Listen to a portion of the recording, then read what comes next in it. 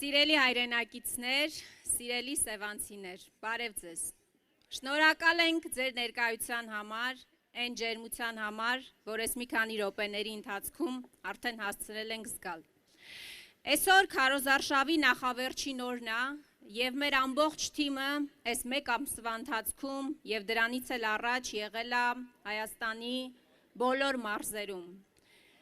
Երևանում, շփվել ենք քաղաքացիների հետ ու ինչպես 5 օր առաջ, 5 ամիս առաջ, 5 տարի առաջ փորձել ենք մեր քաղաքացիներին մի բան բացատրել, որ այս իշխանությունը ստի ու կեղծիքի իշխանությունն է։ Համաձայն եք։ Սիրելի սևանցիներ, ինչ էին ասում սրանք։ Սրանք Շուշիում պարում էին, ասում էին Աղդամը մեր հայրենիքն է, հիշում եք, բայց հիմա ինչ են ասում, ասում են ժողովուրդ ջան, սխալվել ենք, մարդիկ, ովքեր քաղաքական ուժերի, ղեկավարների, քաղաքական գործիչների,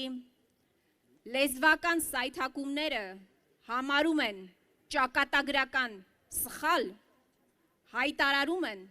որ հայրենիքի հարցում սխալվել են։ Դուք ուզում եք իշխանություն,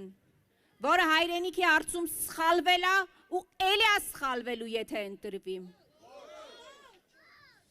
Հիմա ինչ են ասում։ Վերջերս Սյունիքում հայտարարում էր, ասում էր, Սյունիքը Հայաստան է, ժողովուրդ ջան։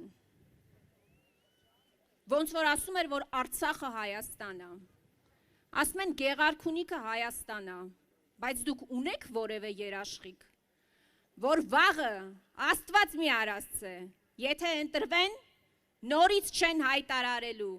որ Գեղարքունիքի հարցում էլ են սխալվել, Սյունիքի հարցում էլ են սխալվել, տո Երևանի հարցում էլ են սխալվել, դուք նման երաշխիք ունեք,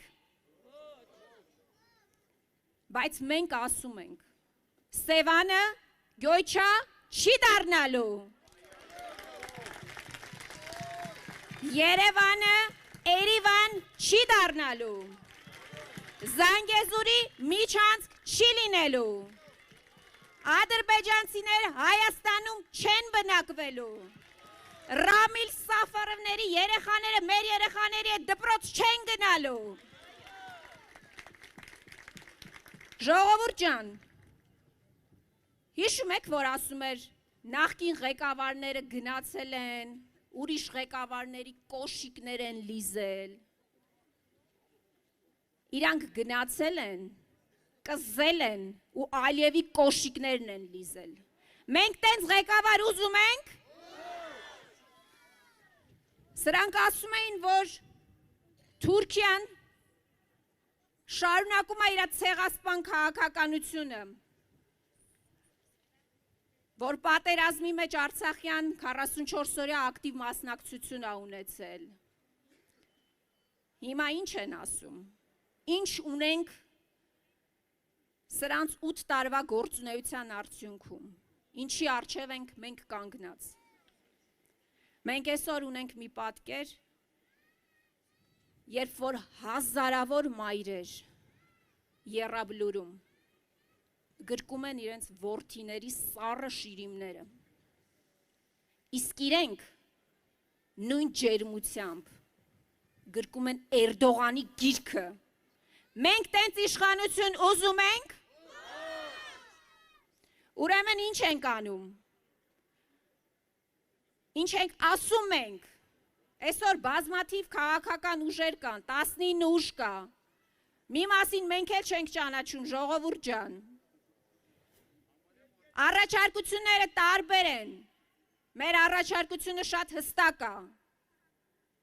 Այս նկարագրածից համատեքստում դուք ընտրում եք մարդու, ղեկավարի, ով վաղը ոչ թե գրկելու է Էրդողանի գիրքը, կրծքին է սեղմելու, այլ բանակցելու այդ Էրդողանի հետ։ Արժանապատիվ է բանակցելու, բերելու է երաշխավորներ, որովհետև սրանք դա էլ են մերժում, ասում են մեզ երաշխավորներ պետք չի, մենք ունենք մի երաշխավոր, դա Ադրբեջանն է, դա Թուրքիան է, ես ձեզ հարց եմ տալիս, քեզ սպանողը կարող է քեզ կյանք պարգևի, Թուրքիան ու Ադրբեջանը կարող են մեզ երաշխավոր լինել, ուրեմն մերժում ենք այս իշխանություններին, հունիսի 7-ին ընտրում ենք Հայաստան դաշինքին, առաջնորդի, ով 10 տարի ապահովել է խաղաղ, անվտանգ, բարեկեցիկ, արժանապատիվ Հայաստանի Հանրապետություն ու ապահովել այդ բնակիչների կյանքը ներքին անվտանգությամբ եւ արտաքին ամուր սահմաններով։ Դուք մի բան պետք է պատկերացնեք, ես դա միշտ ասում եմ։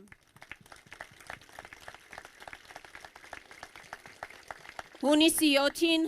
դուք ընտրելու եք մարդու, ով գնալու է Ալիևի հետ, խոսա, բանակցի, առաջ տանի հայ ժողովրդի շահերը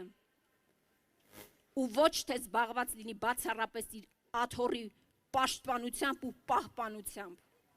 Ու այդ մարդը Ռոբերտ Քոչարյանն է։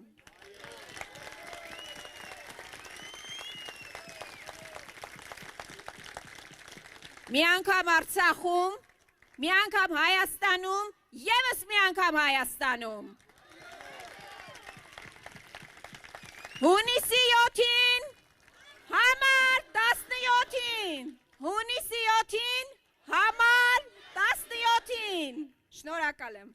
Շնորհակալություն։ Բաժանորդագրվեք Արմատ մեդիայի ալիքներին YouTube-ում, Facebook-ում, Instagram-ում և Telegram-ում։